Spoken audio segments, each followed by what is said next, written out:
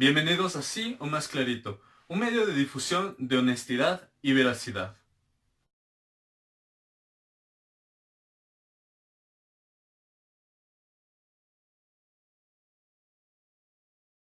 ¿Sabías que todos los países que han firmado con el FMI terminan en crisis? ¿Tú crees que un gobierno democrático debería consultar al pueblo antes de tomar sus propias decisiones? ¿Sabías cuáles son los derechos humanos sobre la protesta y la resistencia?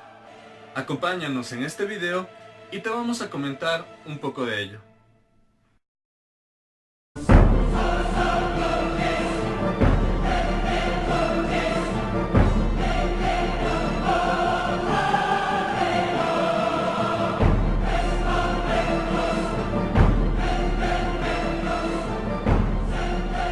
Ecuador vivió una gran jornada de protestas. Durante 11 días, el país estuvo parcial o totalmente paralizado.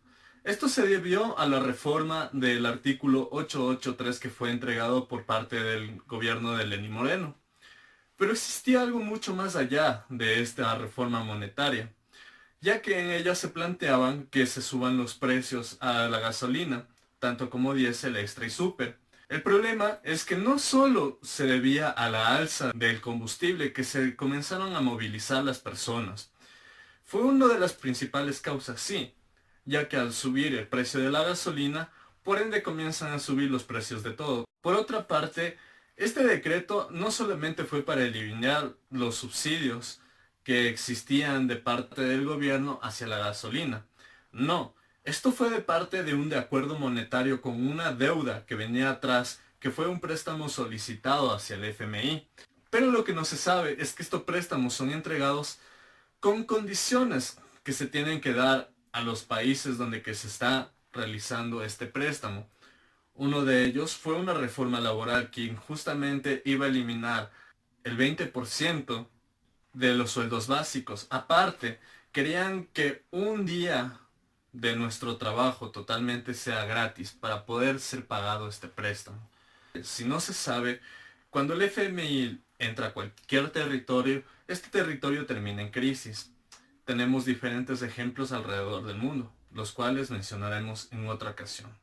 Al pasar de los días, las protestas fueron aumentando. Cada vez se utilizaba más la fuerza por parte de manifestantes y de las fuerzas policiales. E incluso se tomaron las fuerzas armadas de las calles y comenzaron a arremeter contra los protestantes.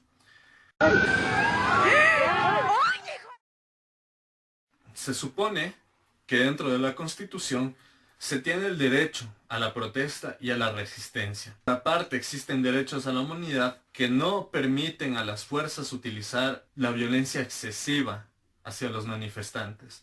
Esto no se pudo observar, ya que dentro de las protestas existieron muchos heridos e incluso fallecidos. Como se podría decir, te llevaban a matar. Hubo un momento muy controversial dentro de estas protestas. Bueno, varios momentos.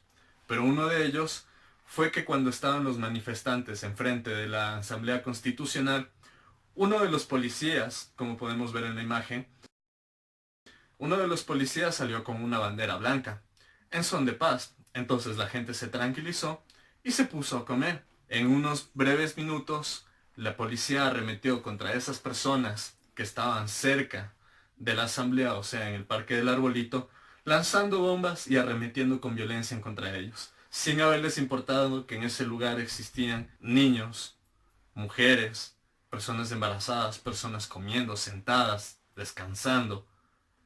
Eso fue un acto de traición que realizó la policía. Criminales.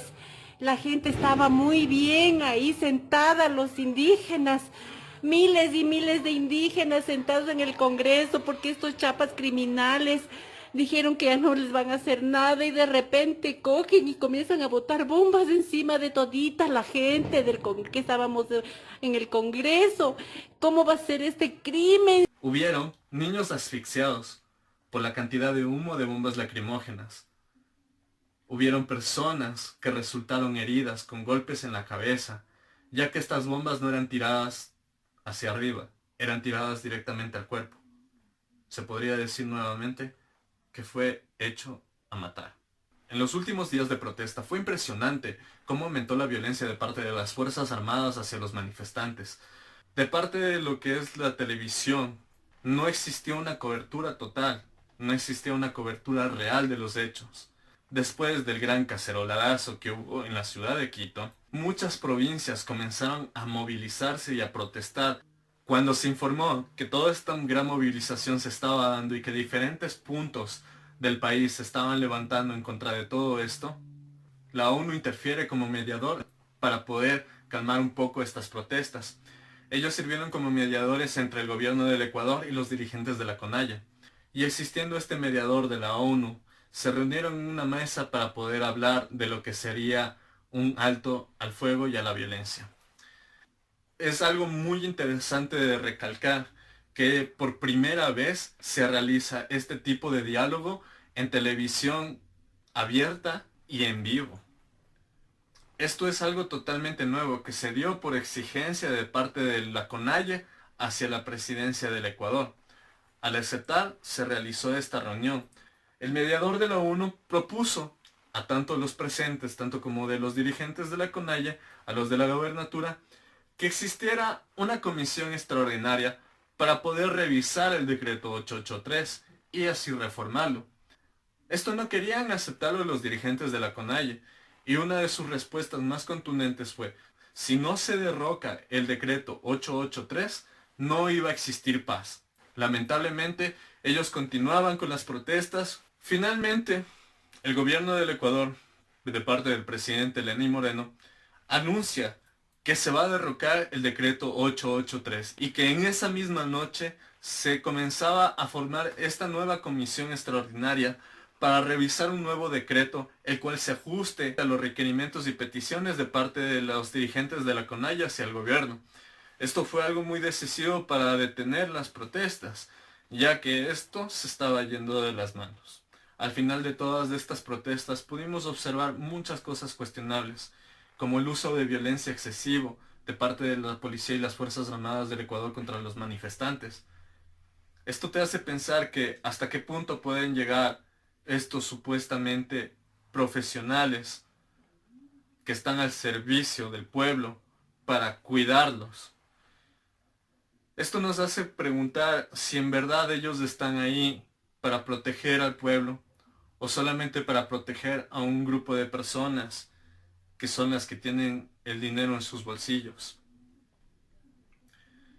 Yo recomiendo a cualquiera que esté viendo este video que se detuvo a escuchar un poco de lo que sucedió dentro del país del Ecuador durante esa larga jornada de protestas, que al momento de elegir en votaciones quiénes van a ser tus dirigentes, quiénes van a estar al cargo del poder, quiénes van a ser tus ministros, quiénes van a ser las personas que van a estar dentro de la asamblea, pensar muy bien por quién se está votando, no votar por el típico politiquero que ha venido por largos años metidos en casos de corrupción, en casos de narcotráfico.